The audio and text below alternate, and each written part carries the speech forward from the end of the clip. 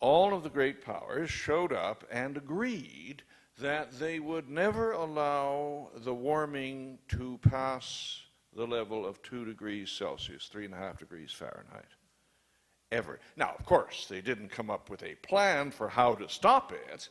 That would be asking too much. But they actually did all agree, United States included, that was the threshold we would never cross. The Wall Street crisis.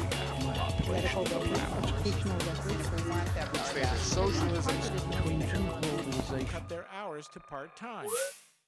The 2 degrees Celsius, 3.5 degree Fahrenheit threshold is chosen because beyond that much warming, we lose control. We can no longer shut it down. You see, at the moment, we are in control of the warming since it's our emissions of greenhouse gases that cause the warming. Now, I'm not saying it's easy. We get 80% of our energy as a civilization out of burning coal, oil, and gas, so it's not going to be easy to stop and switch, but it could be done.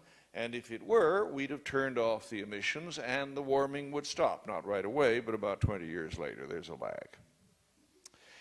Whereas, if we go past 2/3.5, what happens is that the heat itself, the additional heat in the system, causes natural feedbacks to kick in, natural emissions of carbon dioxide and methane and other greenhouse gases, which we can't turn off. The permafrost starts to melt, the frozen ground around the pole, and there's enough methane and carbon dioxide locked up in that it would double the amount of greenhouse gases in the atmosphere if it all came out.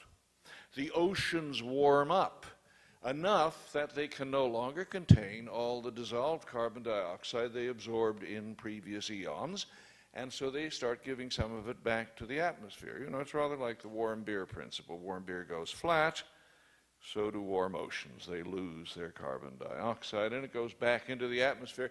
Now, these are warming factors we can't control. So if we trigger them, we may find ourselves trapped on an escalator that's carrying us inexorably upwards through 4, 5, 6 degrees Celsius, do the translation. That's not a good place to be. The world has been there before, not in human times, but the world has been 6 degrees Celsius, 10 degrees Fahrenheit hotter in the past.